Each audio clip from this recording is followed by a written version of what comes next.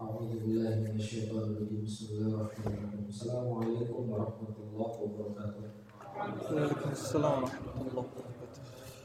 Alhamdulillahirabbil alamin. Allahumma shalli ala sayyidina Muhammad wa ala ali sayyidina Muhammad. Rabbi shrah li sadri wa yassir li amri wahlul 'uqdatam min lisani yafqahu qawli. Rabbi anzilni munzalan mubarakan wa anta khairul munzilin. Shadaqallahul adzim. Tidak berpanjang-panjang, bersyukur kepada Allah Subhanahu wa taala. Pada pagi hari ini kita bisa menyelenggarakan salat subuh berjamaah untuk Masjid Berkah Box yang pertama ya. Alhamdulillah barokah 1 Januari hari Jumat, Yaumul Akbar, hari besarnya umat Islam insyaallah. Saya bersyukur kepada Allah, la haula wala quwwata illa billah. Semoga Allah menyayangi kita semua, memberkahi dan merahmati tempat ini. Tak lupa mengucapkan terima kasih kepada adik-adik yang sudah setia membersamai program ini dari kemarin maghrib sampai pagi hari. Masya Allah tabarakallah, semangat luar biasa mengikuti Qiyamul Lail Ustadz Muzamil Hasbalah. Masya Allah tabarakallah, semoga jadi ahlul Quran, jadi ahlul ibadah, dijaga Allah hidupnya. Dan juga kawan-kawan pasukan amal soleh Gerakan Infak Beras dari Samarinda, Kutai Kartanegara, dari Balikpapan ya. Sahabat-sahabat jejaring nih, mohon maaf memang acaranya untuk kalangan terbatas ya, karena kita ngikutin arahan dari pemerintah, jadi tidak bisa terbuka acaranya. Mobil khusus ini ada tamu kita Bang Anca, Bang Eca dari HK Group, saudagar dari Samarinda, Kaltim. Nah, ini takdir Allah, posisi masjidnya di kilo 11, dekat Samarinda di situ. Pintu tol. Semoga Allah berkati. Pagi hari ini kita punya guru, punya sahabat ya. Kita kehadiran tokoh Al-Qur'annya Indonesia yang sudah membawa syiar Quran. Qadarullah, satu alma mater di Institut Teknologi Bandung ya. Walaupun saya senior tapi ilmu jauh sekali. Jadi saya santrinya Ustadz Muzamil Hasbalah. Dengan penuh kerendahan hati beliau mau datang ke masjid ini. Masjidnya pondasinya bajaringan aja, tancap-tancap semen ya. Lalu kemudian dinding spandex GRC, Masya Allah tabarakallah, tidak sampai 200 jutaan. Alhamdulillah atas keistiqomahan leader project Kak Nirwana sebagai direktur masjid, alhamdulillah ini selesai ya. Saya mengucapkan terima kasih pada Kak Nirwana dan juga pada seluruh kawan-kawan konstruksi yang bekerja. Masya Allah tabarakallah, semoga Allah sehatkan Kak Nirwana beserta seluruh tim, amin. Bang Randy di sini sebagai pengasuh Masjid Berkah Box saja. Nah ini kembali lagi Bang Muzamil ini, Masya Allah Ustadz kita berkenan mau hadir dengan penuh kerendahan hati. Nah ini yang paling penting ini dari kehadiran beliau ini adalah kita mengambil keberkahan kehadiran ulama, mengambil keberkahan majelis, mengambil keberkahan akhlak. Nah ini yang penting ya. Kalau konten di YouTube banyak sudah ya. Jar banjar tahambur sudah konten ya kan. Tinggal diklik apa aja ada. Nah tapi apa yang tidak bisa diajarkan YouTube? Akhlak. Apa yang kada bisa diajarkan YouTube? Adab. Nah keseharian kami bersama Muzamil Hasbalah Ustadz kita ini, dari berbagai kesempatan adabnya luar biasa, kerendahan hatinya luar biasa.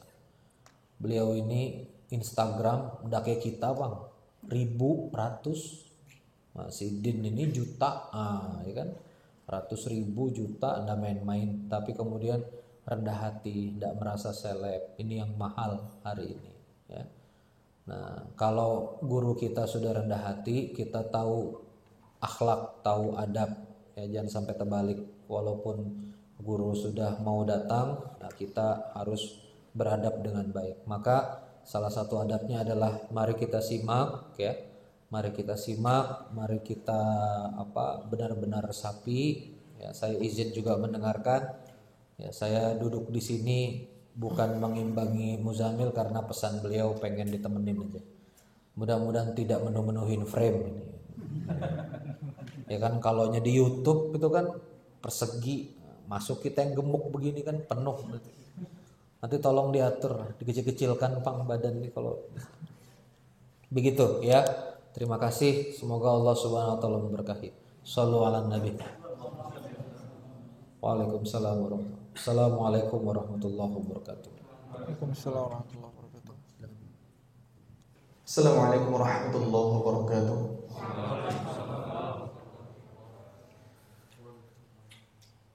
Alhamdulillahilladzi anzala al-Qur'an hudan lin-nasi wa bayyinatin minal huda wal furqan. Allahumma shalli wa sallim ala sayyidina wa nabiyyina wa habibina wa qudwatina wa imamina Muhammad wa ala alihi wa sahbihi ajma'in. Subhanaka la ilma lana illa ma 'allamtana innaka antal alimul hakim. Rabbi shrah li sadri wa yassir li amri wa hlul 'uqdatam min lisani yafqahu qawli. Amma ba'du.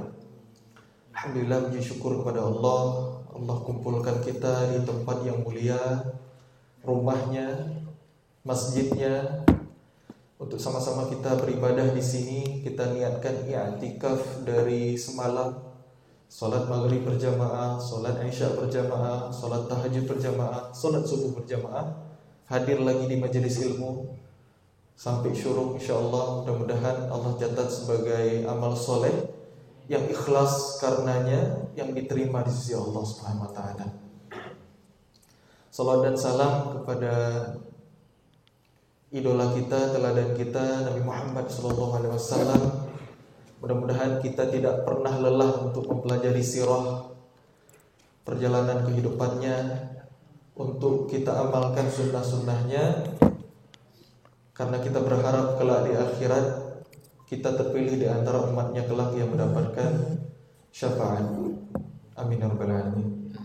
Yang saya hormati dan saya muliakan Ustaz Randy Saputra selaku co-founder Berkah Box, selaku mudir lah di sini ya, di pesantren Berkah Box Balikpapan ini, masya Allah. Yang saya hormati dan saya muliakan segenap keluarga besar, relawan, adik-adik semuanya, teman-teman yang kita berjuang sama-sama mengharapkan ridha Allah, tidak pernah bosan, tidak pernah lelah untuk mengilmui diri, karena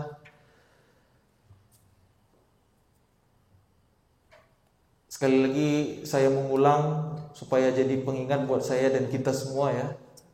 Imam Al-Bukhari mengatakan al-ilmu qabla qaul wal amal.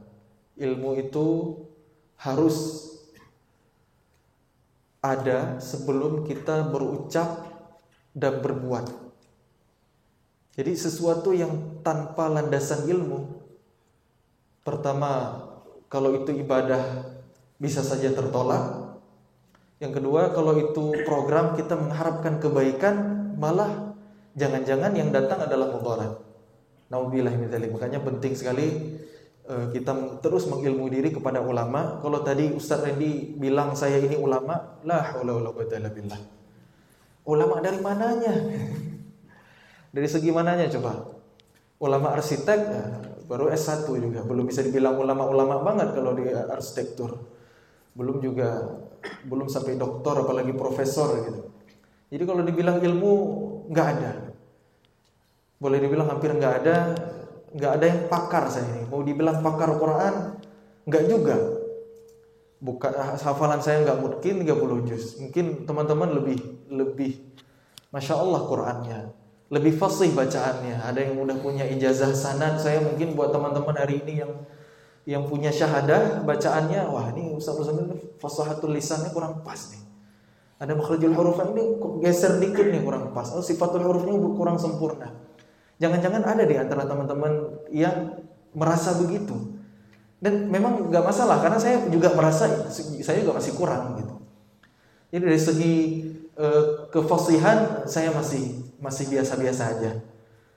dari segi pemahaman, apalagi saya bukan background dari Timur Tengah, gelar saya bukan LCMA, semalam saya bilang ST, mudah-mudahan bukan sok tahu. Dibilang dari bidang apa lagi? Dari bidang mengamalkannya. Makin jauh lagi kan harus ilmu dulu yang kuat baru sempurna mengamalkan. Jadi memang saya ini biasa aja teman-teman. Paling yang lebihnya di mana? Lebihnya mungkin followersnya 3 jutaan di Instagram seperti dibilang Pak Ustadz Randy. Kalau hari ini itu oleh orang awam dianggap kelebihan. Tapi ini suatu musibah sebenarnya. Ambillah ilmu dari alim, dari ulama, bukan dari orang yang terkenal, bukan dari orang yang influencer, bukan dari orang yang sekedar public figure. Kalau public figure diimbangi dengan background keilmuan yang mumpuni, ya nggak masalah. Saya jadi hari ini punya tanggung jawab moral untuk ngasih tahu ini teman-teman, supaya teman-teman nggak menganggap berlebihan. Ini Bang Muzamil Nasrullah, masya Allah, ini ikut kegiatan bareng, sholat tahajud bareng, ikut kajian bareng, ini pokoknya harus dapat foto nanti. Jangan sampai teman-teman salah orientasi gitu, nganggap saya ini kayak udah gimana gitu. Padahal saya cuma mungkin kalau dalam perjuangan kebangkitan Islam saya cuma secuil aja perjuangannya, gak seberapa gitu. Dibandingin masya Allah nih teman-teman relawan gitu dengan program-program yang luar biasa. Saya ini apa ya? Apa kebaikan yang saya lakukan ya? Tapi mudah-mudahan yang sedikit itu mengundang ridha Allah. Itu yang paling mahal, itu yang paling penting. Jadi sekali lagi biasa aja ya. Saya ini cuma anak muda biasa yang mungkin semasa dari kecil saya pernah belajar Quran, itu pun gak tuntas ya. Tapi hari ini Allah kasih amanah. Dengan wasilah Quran, hari ini saya dikenal sama masyarakat. Mudah-mudahan itu jadi jalan kebaikan. Saya hanya berharap itu aja. Mentok-mentoknya saya ini da'i aja. Makanya saya nggak mau dipanggil ustadz, nggak mau membranding diri sebagai ustadz. Karena kalau di Timur Tengah sana dipanggil ustadz itu kalau udah apa? Kalau udah minimal gelarnya doktor, itu udah ulama banget, udah kayak syekh lah. Itu Timur Tengah. Mungkin tapi kalau Indonesia tradisinya beda tentu. Al ustadz kita tahu artinya guru ya. Kalau dalam bahasa Arab itu pun diserap dari bahasa Turki kalau saya nggak salah. Apapun lah itu hanya soal istilah, tapi saya jujur kurang nyaman kalau dipanggil ustadz. Parahnya lagi syekh gitu dipanggil. Udah jangan panggil ustadz, dipanggil syekh gitu. Lebih ngeri lagi ya. Padahal masih syabab ini, masih anak muda. Masih syabab nggak nih? Masih pemuda lah ya. Masih fata. Kita sama-sama anak muda nih, sepakat nggak? Atau masih berjiwa muda ya Ustaz ya? Jadi memang keistimewaan pemuda itu dalam Quran luar biasa. Guru saya Ustadz Budi Azhari dalam banyak kajiannya, dalam banyak ceramahnya, bahkan dalam bukunya ya Pemuda Antara Hijaz dan Amerika, itu masya Allah membahas bagaimana peradaban Islam bahkan jauh sebelum Islam ya, dinullah yang hanif, yang diemban oleh para nabi, utusan Allah, pilihan Allah, itu semuanya ada di pundak para pemuda. Sebut aja dalam Quran. Jadi biar kita tahu nih bahwa pemuda ini luar biasa kedudukannya dalam Quran. Jangan sampai kita menyanyiakan usia muda. Mumpung masih muda, main dulu lah. Nantilah, tobat kan bisa nanti. Atau berkontribusi buat umat nantilah kalau udah 40, kalau udah 50 gitu. Ntar dulu. Kita runut, kita lihat, kita belajar dari sejarah. Karena sepertiga dari Quran isinya adalah sejarah. Agar sejarah itu tidak dilupakan, karena sejarah akan berulang, jadi kita ambil pelajaran. Laqad kana fi qasasihim ibratun li ulil albab. Sungguh pada kisah-kisah mereka ada ibrah.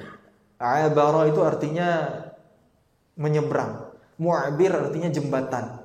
Jadi ibrah agar kita menyeberang ke masa lalu, terhubung dengan masa lalu untuk kita ambil pelajaran di hari ini. Kenapa? Karena sejarah selalu mengulangi dirinya. Pasti selalu begitu. Kita hari ini ada di zaman mana, itu sama ahli sejarah bisa ketebak setelah ini akan kejadian apa. Itu terukur semuanya. Dan masya Allah tabarakallah itu kejadian beneran. Nah, kita kaji dulu dari kisah Nabiullah Ibrahim alaihissalam misalnya. Ini nggak detail ya, tapi comot-comot aja untuk membangun pola pikir kita. Dalam Al-Quran Allah berfirman, A'udzu billahi minasy syaithanir rajim. Qalu sami'na fatan yadhkuruhum yuqalu lahu Ibrahim. Sekelompok masyarakat berkata, kami mendengar ada seorang anak muda, fata. Nah, fata ini pemuda. Yadhkuruhum, disebutkan oleh mereka namanya, yuqalu lahu Ibrahim, namanya adalah Ibrahim. Ini kisah tentang apa? Ayat ini lanjutannya nanti kisah tentang apa? Kisah Nabi Ibrahim alaihissalam waktu usia muda yang sudah memiliki tauhid yang luar biasa. Perjalanan mencari Tuhan ya, mencari Rabb. Mungkin kita tahu kisahnya ya. Lihat matahari, lihat bulan, hadza rabbi gitu, hadza akbar. Kita tahu dalam surah Al-An'am ada, teman-teman bisa tadabbur nanti. Jadi Nabi Ibrahim muda bukan hanya punya tauhid yang luar biasa, bukan hanya imannya kuat luar biasa, tapi nggak rela melihat kaumnya, masyarakatnya berbuat kesyirikan, menyembah berhala. Jadi anak muda yang hebat itu, anak muda yang bukan hanya mikirin diri sendiri, tapi mikirin umat, mikirin peradaban. Itu baru anak muda yang keren. Anak muda yang hebat, anak muda yang luar biasa. Nabi Ibrahim usia muda udah punya tauhid luar biasa. Bukan hanya mikirin, yang penting saya udah soleh, yang penting saya udah dekat sama Allah, yang penting saya udah kenal Allah. Bukan hanya itu, tapi gak rela masyarakatnya menyembah berhala yang dibuat oleh ayahnya sendiri, Azar. Dengan penuh keyakinan, dengan penuh kesadaran, Nabi Ibrahim menghancurkan berhala-berhala itu dengan resiko tinggi, dan terbukti Nabi Ibrahim dibakar ke dalam api. Kita tahu kisahnya, apinya luar biasa besar yang disiapkan oleh Raja Namrud. Namun dengan izin Allah, Nabi Ibrahim alaihissalam Allah selamatkan. Qulna ya naru kuni bardan wassalaman ala Ibrahim. Wahai api, menjadi dinginlah dan memberikan keselamatan bagi Ibrahim. Jadi apa yang kita ambil dari pelajaran kisah Nabi Ibrahim alaihissalam di episode ini? Pemuda. Jadi pemuda yang luar biasa, yang punya iman, yang memikirkan orang banyak. Itu satu. Terus kisah Nabi Yusuf alaihissalam misalnya. Ini juga luar biasa ya. Satu surah full kisah Nabi Yusuf, lengkap banget. Lengkap banget. Teman-teman nanti silahkan tadabbur ya. Ada hikmah, ada pelajaran yang banyak banget. Namun di angle ketika Nabi Yusuf alaihissalam digoda oleh istri raja. Menurut nama Israiliyat, Zulaikha namanya. Kita sering menyebut itu. Sebut aja kalau Quran menyebutkan istri Al-Aziz, istri Raja Mesir. Jadi digoda oleh perempuan yang cantik jelita dalam keadaan jauh dari keluarga. Wa ghallaqatil abwab wa qalat haytalak. Pintu-pintu ditutup rapat.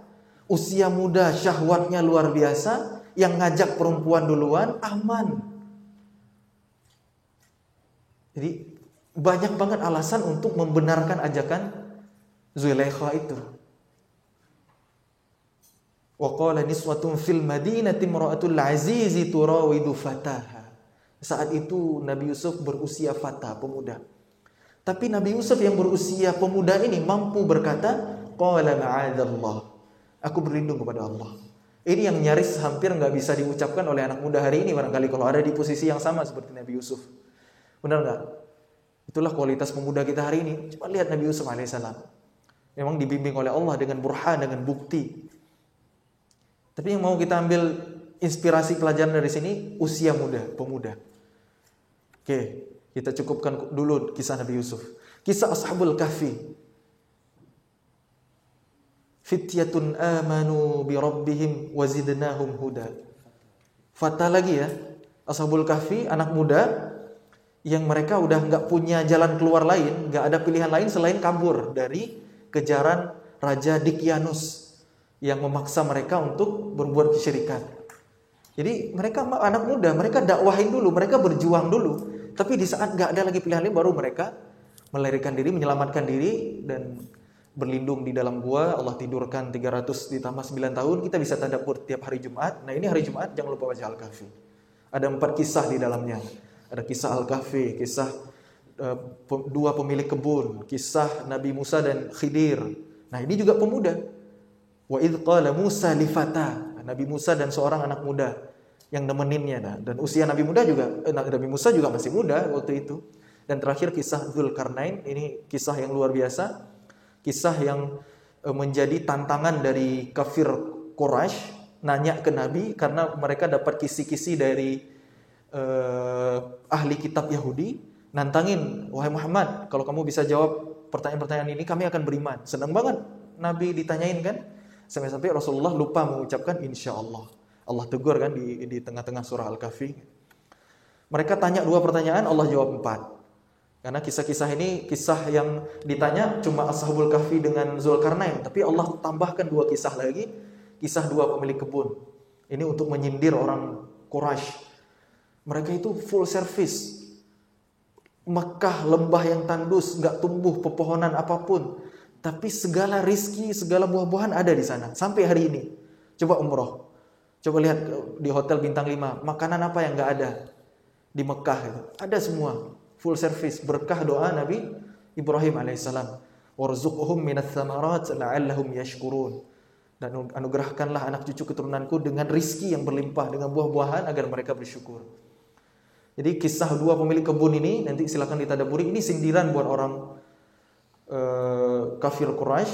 Harusnya mereka beriman karena mereka sangat nyaman hidup di Mekah. Adapun satu lagi kisah Nabi Musa dan Nabi Khidir, ini sindiran untuk orang Yahudi. Nabi Musa kan nggak sabar bertanya terus ya sampai 3 kali ke Nabi Khidir. Jadi ini sindiran kepada ahli kitab Yahudi bahwa ada yang lebih pintar dari mereka, yaitu Allah Subhanahu wa taala. Wallahu a'lam bishawab. Nah, kalau hikmah Ashabul Kahfi dengan Raja Dzulkarnain apa? Nah, coba ditadaburi.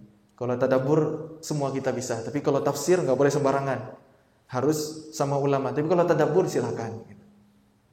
Wallahu a'lam bishawab. Jadi lagi-lagi pemuda, potret pemuda banyak banget ya dalam Quran. Kisah Ashabul Ukhdud yang dilempar ke dalam parit api dalam surah Al-Buruj yang tadi sama-sama kita tadabburi dalam salat malam, itu juga pemuda. Apalagi banyak banget potret pemuda dalam Quran. Nabi Musa ketika dinikahkan dengan putri Nabi Syuaib dalam surah Al-Qasas, itu juga pemuda. Jadi betapa pemuda ini sangat luar biasa ya. Allah sangat mengistimewakan pemuda sampai-sampai potret kisah yang Allah hadirkan dalam Quran di episode tokoh-tokohnya itu para pemuda semua. Kemudian kalau kita lihat lagi di sekitar Nabi, para pemuda di sekeliling Nabi, ini banyak banget. 7 sahabat Nabi yang meriwayatkan hadis. 4 dari Mekah, 3 dari Madinah. Yang 4 dari Mekah, yang 1 Abu Hurairah yang memang asalnya dari Yaman. Meriwayatkan 5.374 hadis yang sampai ke kita jalurnya hari ini. Ini anak muda, anak kecil. Sayyidah Aisyah radhiyallahu anha, putri Abu Bakar radhiyallahu anha, juga usia muda. Ini perempuan paling cerdas di umat ini. Kemudian Abdullah bin Umar, ayahnya aja Umar bin Khattab, anak muda, anak kecil. Satu lagi Abdullah bin Abbas. Abdullah bin Abbas radhiyallahu anhu, ini saya ngefans banget sama Abdullah bin Abbas. Kenapa? Karena ini sahabat Nabi yang paling ahlul Quran, yang paling paham tafsir, yang tahu mana ayat turun di malam hari, yang turun di siang hari, diketahui semuanya. Padahal Abdullah bin Abbas lahir ketika Rasulullah usia 50 tahun. Artinya terlambat start 10 tahun. Nabi kan diangkat oleh Allah menjadi Rasul usia 40. Ini Abdullah bin Abbas baru lahir usia Nabi 50. Itu pun masih bayi. 3 tahun kemudian usia Abdullah bin Abbas 3 tahun, Nabi hijrah ke Madinah. Jadi coba lihat, ini anak muda, anak kecil gitu ya, terlambat start. Tapi sepeninggal Nabi, ketika Rasulullah wafat di usia 13 tahun ya, Abdullah bin Abbas ini adalah orang yang paling ngerti Quran. Orang yang paling ngerti tafsir Quran. Orang yang anak kecil yang sangat cerdas. Yang Nabi cukup berkata, "Ihfazillah yahfazka." Nak, jagalah Allah, Allah akan menjagamu. Coba anak SD dikasih tahu gitu, paham nggak kalau hari ini? Gimana menjaga Allah? Allah nggak perlu dijaga gitu. Tapi anak kecil bisa paham, oh yang dimaksud adalah jaga kewajiban kepada Allah, jaga ketaatan kepada Allah. Gitu. Allah akan menjagamu. Langsung paham tuh anak kecil. Dan yang kerennya lagi, di usia 16 tahun, Ada yang usia 16 nggak di sini? Abdullah bin Abbas diutus oleh Khalifah Umar bin Khattab untuk mendebat kaum Khawarij yang jumlahnya mereka 6.000-an orang. Kaum Khawarij ini anak-anak muda juga yang ghirah beragamanya luar biasa. Makanya beragama itu nggak cukup hanya semangat, nggak cukup hanya spirit ghirah berapi-api, nggak cukup, harus punya ilmu yang benar. Ini yang mahal teman-teman. Jangan sampai kita seperti orang Khawarij ini. Mereka semangat banget beramal. Kalau lihat sholat mereka, kalau lihat bacaan Quran mereka, nggak ada apa-apanya. Bakal minder itu. Sahabat Nabi aja bakal minder ngelihat ibadahnya orang-orang Khawarij. Tapi kata Nabi, yaqra'una al-Qur'an wa la yujawizu hanajirahum. Mereka membaca Al-Qur'an, tapi bacaan Al-Qur'an mereka tidak pernah melewati kerongkongan. Maksudnya apa? Nggak nyampe ke hati. Cuma di lisan aja. Mungkin merdu lantunannya, mungkin fasih bacaannya, tapi nggak pernah dipahami, apalagi sampai ke hati, sehingga menumbuhkan keimanan yang benar. Nah, itu orang Khawarij. Makanya mereka sangat mudah sekali mentakfiri, mengkafirkan orang yang nggak sepemikiran dengan mereka, bahkan membunuh sahabat Nabi yang lain yang tidak sejalan, yang tidak sefikroh dengan mereka. Jadi bahaya banget inilah kaum Khawarij. Hari ini ada yang model begitu? Ya ada, sejarah berulang ya. Nah, orang Khawarij ini didebat oleh Abdullah bin Abbas 1 lawan 6.000. Kalah yang 6.000 itu. Lebih dari setengahnya kembali ke iman yang benar. Karya anak muda usia 16 tahun. Ngapain anak muda kita di usia 16 tahun hari ini? Itu Abdullah bin Abbas. Bukan hanya perawi hadis yang paling banyak, tapi ahlul Quran. Anak kecil, anak muda. Begitulah kualitas pemuda ketika dididik oleh manusia terbaik, ketika dipandu oleh wahyu. Kita lanjut dulu datanya sedikit lagi ya. 3 yang dari Madinah, ada Anas bin Malik radhiyallahu an, itu khadimnya Rasulullah yang dititipkan oleh ibunya. Sangat visioner ya, menitipkan anaknya ke manusia terbaik ya, untuk dididik. Ini Anas bin Malik. Kemudian yang selanjutnya ada Abu Sa'id Al-Khudri, kemudian ada Jabir bin Abdullah. Ini ketujuhnya semuanya anak muda, semuanya anak kecil. Jadi kalau kita hari ini punya anak muda ya, punya anak remaja, istilah remaja itu nggak ada dalam Islam seharusnya. Setelah balik ya sudah dewasa. Itu remaja itu kan usia middle, apa istilahnya itu? Istilah teenager ya kalau dalam bahasa Inggris. Itu kan dari barat, dari peradaban Eropa, dari Amerika yang mereka gagal mendidik anak mudanya. Akhirnya dibuatlah teori remaja ya, mencari jati diri, pubertas segala macam. Akhirnya dibawa ke kita hari ini. Kita nggak belajar dari Islam, padahal anak-anak muda dalam Islam itu luar biasa. Bahkan udah punya karya yang hebat-hebat. Lihat Muhammad Al-Fatih, lihat Salahuddin Al-Ayyubi, lihat Imam An-Nawawi, ulama-ulama, semuanya anak-anak muda. Lihat Imam Asy-Syafi'i, Imam Al-Bukhari. Mereka berkarya bahkan dari usia mudanya. Hebat-hebat, kok bisa begitu? Jawabannya adalah Al-Quran.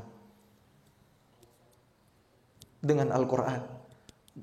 Kok hari ini anak kecil udah dikasih hafalan Quran, kok udah diajarin Quran, kok kualitasnya nggak sama? Apa yang beda? Yang beda adalah kurikulumnya.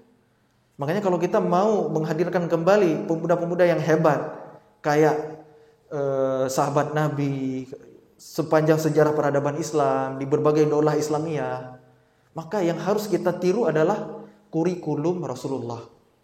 Bukan hanya sekedar ngajarin Quran, tapi harus tahu kurikulumnya.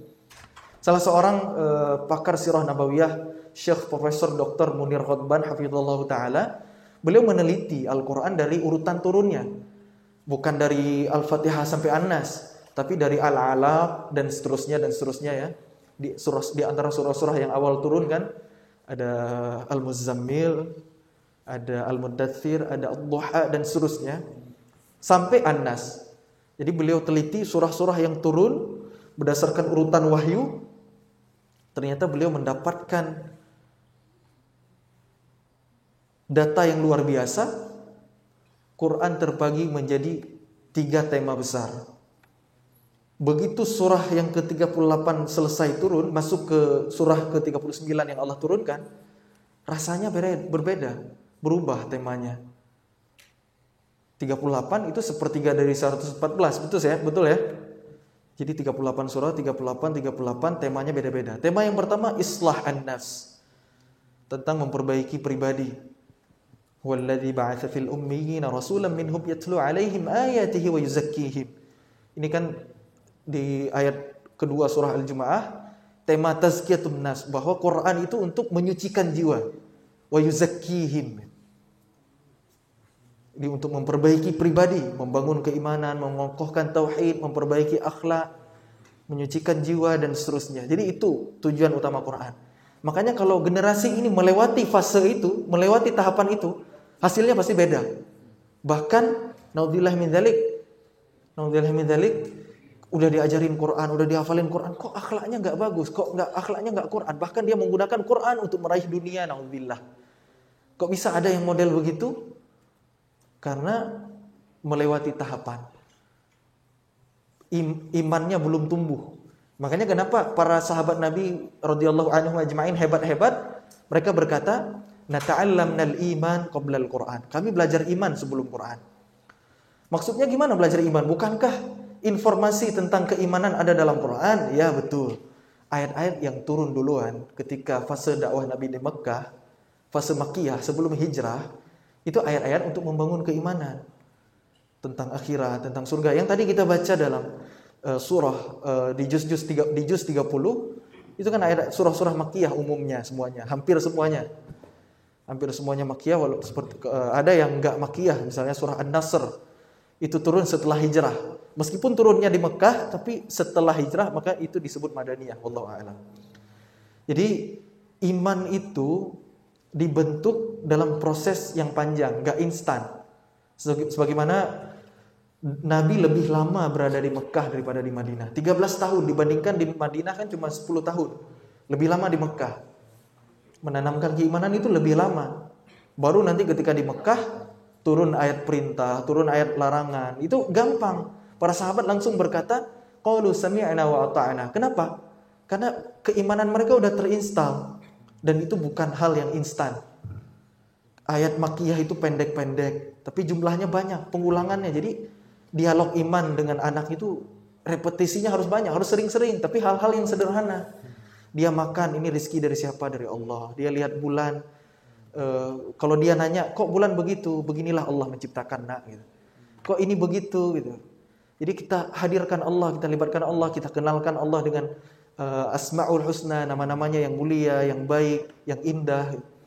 Jadi ini ada ilmu khusus ya, dialog iman dengan anak gitu. Ini cuma kulitnya aja teman-teman. Tapi kalau fase ini lewat hasilnya beda. Kayak kita ini. Kita kan masa kecil belajarnya, ada nggak belajar iman? Hampir boleh dibilang nggak ada. Bahkan kita belajar agama belakangan, betul ya? Makanya hasilnya beda. Kalau dalam sepanjang peradaban Islam itu agama dulu yang diajarkan, Quran, iman dulu, Quran dulu, hadis dulu, syariat dulu, halal haram dulu.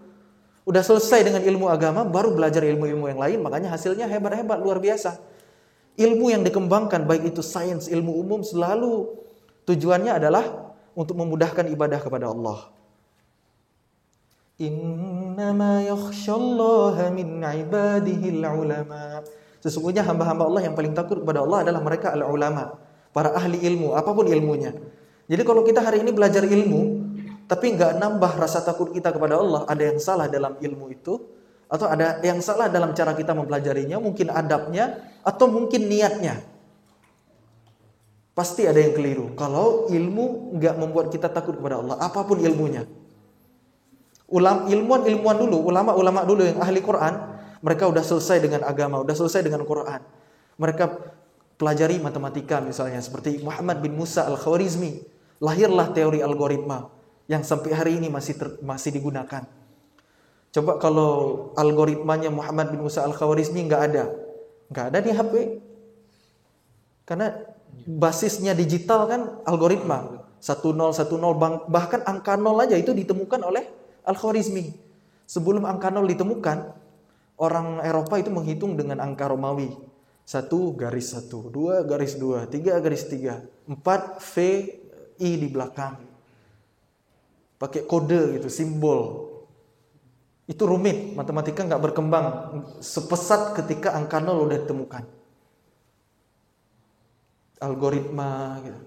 Termasuk kamera. Ini kamera kan Ibnu Haytham, ulama yang ahlul Quran, yang meneliti fisika optik pertama kali, bagaimana terjadinya pembiasan lewat lensa.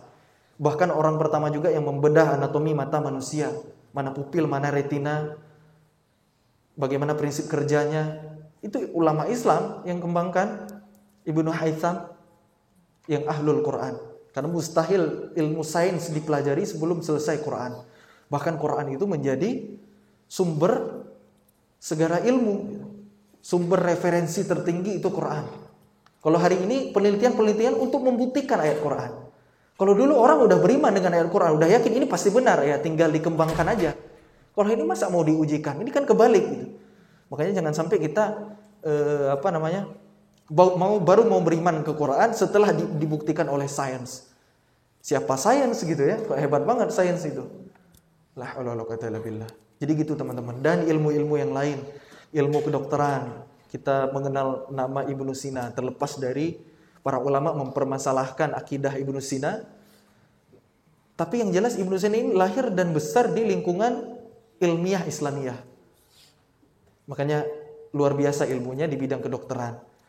Bukan hanya satu-satunya. Ada Ibnu Nafis, orang pertama yang meneliti peredaran darah minor manusia. Ada Az-Zahrawi, orang yang menemukan 200 jenis alat bedah untuk operasi. Sampai hari ini masih digunakan. Itu karya ulama Islam semua. Tapi kok jarang dikasih tahu ya kita hari ini. Ya memang udah secara sistematis dan terstruktur. Kita generasi Islam dijauhkan dari sejarah kita. Beneran. Di segala ilmu. Saya dulu belajar arsitektur di ITB. Mata kuliah kritik sejarah arsitektur, mata kuliah sejarah lah ya. Itu nggak pernah dibahas di latar muslimin. Padahal arsitektur dalam peradaban Islam itu nggak ada tandingannya. Kalau dibandingin dengan peradaban Eropa. Bahkan mereka mencuri ilmu dari kaum muslimin. Istana Alhambra itu bangunan terbaik pada zamannya. Reliefnya rumit banget. Pakai algoritma canggih banget. Hanya bisa dipecahkan oleh komputer kalau hari ini.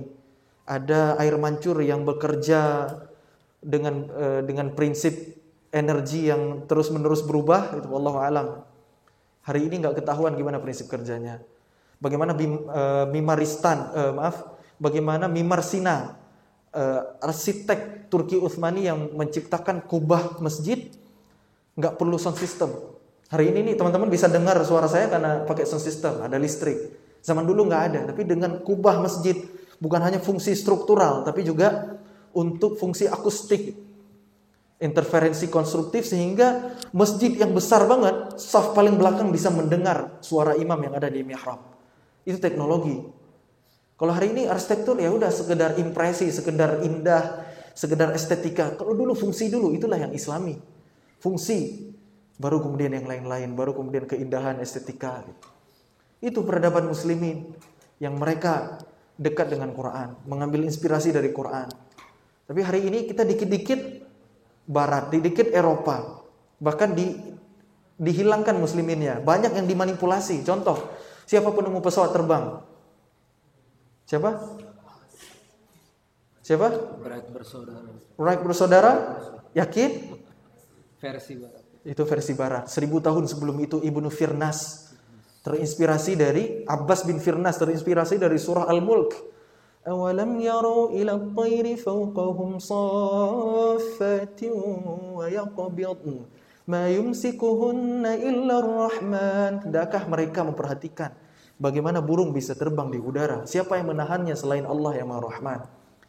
Ayat ini menginspirasi Abbas bin Firnas menciptakan prototipe pesawat terbang seperti para layang dan menjadi manusia pertama yang berhasil terbang selain Nabi. Karena Nabi Muhammad terbang dengan burak, Nabi Sulaiman terbang dengan tentara angin. Ini manusia biasa terbang. Ulama Islam, ahli Quran. Jadi gitu dulu muslimin ketika hebat teman-teman. Itu di bidang ilmu pengetahuan ya. Kenapa? Sekali lagi karena mereka belajar agama duluan dan karena mereka belajar agama untuk memudahkan ibadah kepada Allah. Matematika, zakat, menghitung potensi zakat, mengelola wakaf itu butuh matematika. Kedokteran, orang kalau sakit ibadahnya terbatas, makanya dikembangkan. Kalau orang sakit sholatnya gerakan nggak sempurna, nggak bisa haji, umroh, nggak bisa berjihad, jadi terbatas orang sakit itu. Di samping memang ada kemuliaan dari Allah, menggugurkan dosa, mengangkat derajat. Itulah tujuan ilmu dikembangkan. Kalau hari ini ilmu untuk apa? Ilmu untuk memperkaya diri, ilmu untuk materialisme, untuk kapitalis segala macam. Ini Ustaz Randy lebih paham lah bagaimana keadaan zaman sekarang ya. Rusaknya Masya Allah, ilmu makin canggih tapi bumi kok makin rusak. Nih kemarin saya sebelum landing di Kalimantan saya lihat kok banyak banget danau-danau warna biru ya. Nah, teman-teman tahu kan ya itu apa ya? Danau, bumi berlubang, luka ya, bumi menganga, dibiarin terbuka begitu, menghasilkan limbah, logam berat, timbal segala macam, menelan korban jiwa. Itu ilmu pengetahuan yang kita agung-agungkan hari ini. Begitulah ketika dunia nggak dipimpin oleh muslimin, tidak menggunakan syariat Allah, tidak menjalankan perintah Allah, tidak berpegang kepada Al-Quran dan Sunnah. Beginilah jadinya. Teknologi canggih tapi bumi makin rusak, hutan makin gundul, betul ya? Polusi udara, muncul penyakit yang aneh-aneh, tumor, kanker, mana ada zaman dulu. Anak kecil lahir autis, mana ada zaman dulu. Itulah ulah teknologi peradaban hari ini. Karena dipimpin bukan oleh kaum muslimin. Siapa yang pimpin hari ini? Yahudi. Semenjak runtuhnya Daulah Turki Utsmani. Karena Turki Utsmani dulu runtuh, itu biang keroknya adalah Mustafa Kamal. Mustafa Kamal ini dia seorang Yahudi dari Donama. Jadi peradaban hari ini adalah peradaban Yahudi. Maka kalau kita hari ini ingin mengembalikan peradaban Islam, kalahkan Yahudi. Gimana caranya? Kita kembali kepada Quran. Dalam surah Al-Isra, dalam tadabbur ulama, ayat pertama Isra Mi'raj, ini kisah Nabi Muhammad, kisah kaum Islam ya. Ayat kedua sampai ke 8-nya ini tentang Bani Israel, umat Nabi Musa. Ayat 9-nya, inna hadzal Qur'ana yahdi lillati hiya aqwam. Ketika Allah kembali membicarakan orang beriman, Allah membuka dengan Quran, inna hadzal Qur'an. Maka dengan kita kembali kepada Quran, umat ini akan kuat dan insya Allah bisa mengalahkan kembali Yahudi. Tapi nggak bisa sehari dua hari. Membangkitkan peradaban itu bisa puluhan tahun, tapi harus dimulai estafetnya dari hari ini. Makanya saya pribadi, saya yakin dengan keilmuan dari guru kami, Ustadz Budi Azhari, beliau dengan kutab Al-Fatihnya, kurikulum langsung dari nubuah ya. Yang karena literatur referensinya ada semuanya, bisa dibuka dan bisa diterapkan untuk hari ini. Sebelum beliau membangun kutab, dulu kajiannya sampai 6 tahun mengumpulkan ilmunya, baru bergerak.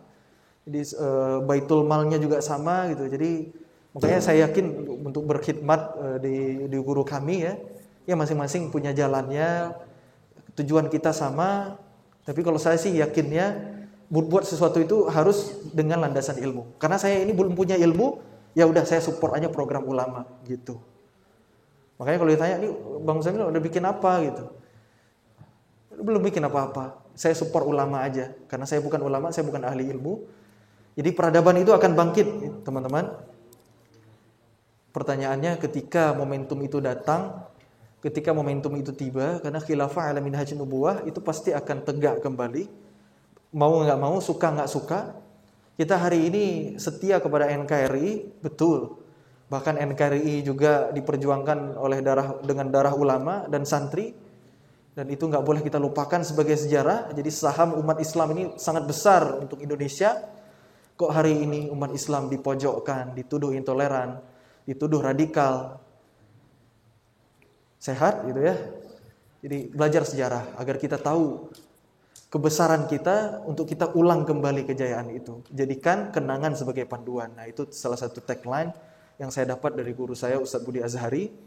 Jadi gitu teman-teman, di Quran juga sama.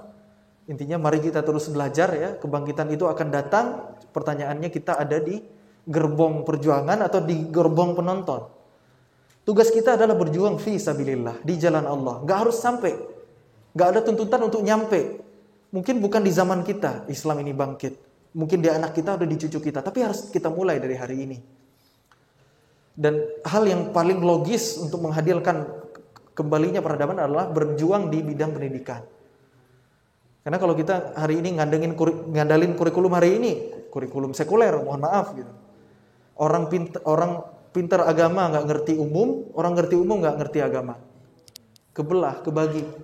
Kalau dulu di masa kejayaan Islam, kegabung semuanya. Bahkan seorang itu bisa memiliki multidisiplin ilmu, generalis. pakar di banyak hal. Pakar Quran iya, tapi pakar sains juga iya. Al-allamah itu gelar tertingginya. Karena itu kalimat mubalaghah ya, hyperbola untuk orang yang pinter banget. Tapi kalau hari ini kan gelar tertinggi, mohon maaf, profesor. Profesor itu hanya ahli bukan di satu bidang ilmu, tapi di satu subbab ilmu, cabangnya ilmu. Jadi sebenarnya dari segi kualitas manusia kemunduran ya peradaban kita hari ini. Kalau teknologi, infrastruktur segala macam mungkin canggih. Peradaban yang hebat nggak dilihat dari infrastrukturnya, nggak dilihat dari bangunan megahnya, nggak dilihat dari jalan raya mulusnya, jembatan menjulang tingginya, enggak. Tapi dilihat dari kualitas manusianya. Karena unsur terpenting peradaban adalah manusia. Maka kalau kita ingin memperbaiki peradaban, perbaiki manusia. Dan hal yang paling logis untuk memperbaiki manusia adalah bergerak di bidang pendidikan. Dan nafasnya pendidikan itu tidak instan. Jadi ini lama nih kalau begini, nah itu nggak masuk. Di pendidikan harus sabar. Kunci ilmu itu sabar. Rasulullah usia 63 tahun. Dididik oleh Allah 40 tahun. Dipersiapkan oleh Allah 40 tahun. Dikasih tugas oleh Allah 23 tahun. 2:1. Jadi kita harus sabar dalam belajar. Jangan dikit-dikit, kita langsung bergerak, langsung action gitu. Belajar dulu. Ilmuhi dulu. Jangan, ini lama banget. Ini umat udah butuh kita. Umat udah lapar, harus kasih makan. Iya betul. Harus ada yang berjuang pragmatis, harus. Tapi untuk berjuang sampai ke tujuan yang ideal, itu butuh kesabaran, butuh ahli ilmu. Gak boleh sembarangan. Kalau enggak nyampe kita. Hari ini umpamanya kita mau membenahi ekonomi, nggak akan nyampe gitu. Dikit-dikit dilabelin syariah, kredit syariah. Kredit aja bukan ruh Islam. Islam mengajarkan kita untuk bebas hutang kok. Wa a'udzubika min ghalabatid daini wa qahrir rijal. Itu kan doa yang diajarkan Nabi yang kita selipkan dalam zikir pagi sore. Kok hutang dijadikan sistemik? Makanya kalau dikit cuma diganti syariah aja, itu nggak akan nyampe itu peradaban. Makanya coba lihat perbankan syariah udah mulai ada dari tahun 95 kalau saya nggak salah. Ini udah tahun 2020 tapi coba lihat asetnya nggak pernah mentok, nggak pernah lebih dari 5%. Ya karena nggak bisa menegakkan syariah kalau kita nggak punya pondasinya. Contoh sederhana gini, kan kalau dalam Al-Baqarah 282, kalau seseorang berhutang belum sanggup bayar, maka tangguhkan, kasih tenggat waktu lagi. Itu yang nggak dimiliki oleh non-muslim. Jadi kalau non-muslim mau menjalankan sistem syariat, ya nggak bisa. Gitu. Orang yang nggak punya iman, gimana mau menjalankan syariat? Ya nggak akan jalan, nggak akan sampai. Gitu. Makanya kenapa kita harus memperbaiki dari pondasinya, dari manusianya. Coba bayangin, ketika generasi yang lahir, yang hadir di bumi ini udah semuanya ahlul Quran. Tiap rumah ahlul Quran. Sangat mungkin akan muncul pemimpin yang ahlul Quran juga. Gitu kita berpikirnya. Jadi gimana pemimpin itu, gimana kualitas masyarakat. Kita mau memperbaiki ekonomi juga sama, gimana kualitas masyarakatnya. Kita mau memperbaiki politik sama gitu. Dimulai dari manusianya dulu. Makanya balik lagi ke bahasan tadi yang belum selesai.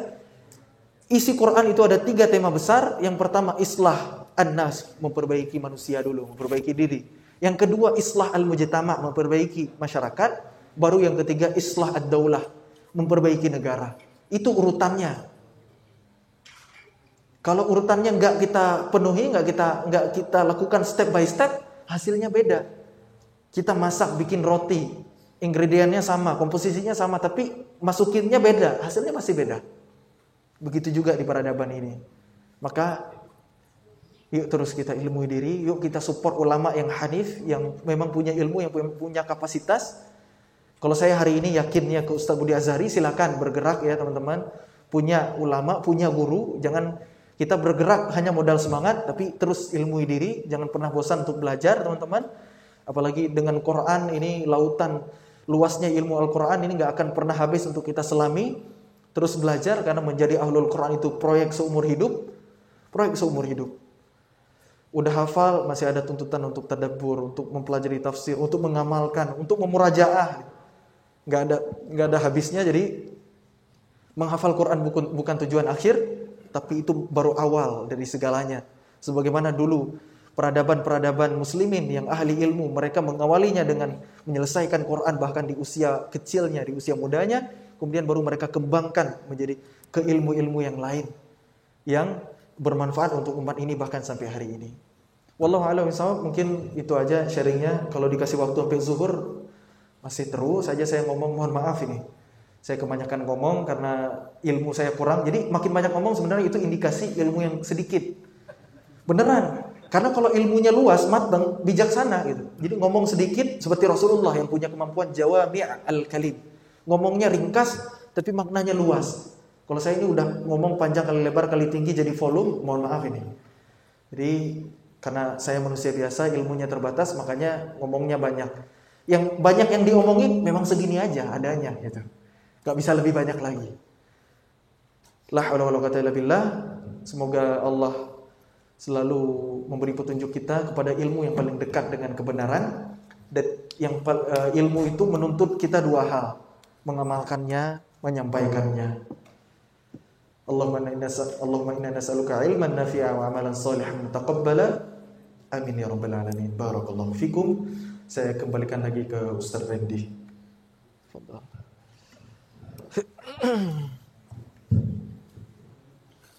A'udzu billahi minasyaitonir rajim. Bismillahirrahmanirrahim. Syukran jazakumullah khairan katsiran kepada Bapak Ustaz Abang Dah Muzamil Asbala, masyaallah. Sama-sama dari Melayu ya, Abang di Aceh, kita nih Kalimantan, satu rumpun Melayu, jadi Abang Muzamil Asbala. Semoga Allah panjangkan usia beliau dalam manfaat. Allah limpahkan ilmu sehingga kemudian mengalir kepada kita semua ilmunya. Allah jaga keluarganya, anak-anak, keturunan. Allah berkahi dalam berkahnya Al-Quran. Jamaah sekalian, alhamdulillah sudah syuruk. Insyaallah nanti bisa sholat 2 rakaat dulu. Ini sudah masuk syuruk kalau di kalendering jamnya Balikpapan. Nah, ini ada informasi. Mohon maaf air tandon habis ya. Kalau ada info dari Kak Ana, nggak apa-apa. Kak Ana ada info. Nah, nanti setelah ini sarapan ya. Setelah ini sarapan, tunggu info dari panitia ya, tentang sarapan. Nanti habis syuruk kita izin berfoto dengan Bang Muzamil bergantian, ya kan? Dan nanti kalau adik-adik foto 20 orang mukanya di foto kecil-kecil tak kelihatan, harus di zoom. Jadi bergantian ya, bertujuh atau berempat sama Bang Muzamil gantian, jangan rebutan nanti ya. Insyaallah yang mau berfoto. Khusus ikhwan, nanti yang akhwat di crop pakai Corel Draw. Pakai Corel Draw, pakai dog ditempel. Gurau. Itu saja, kita masuk ke sholat syuruk. Saya kembalikan ke Fatih. Assalamualaikum warahmatullahi wabarakatuh.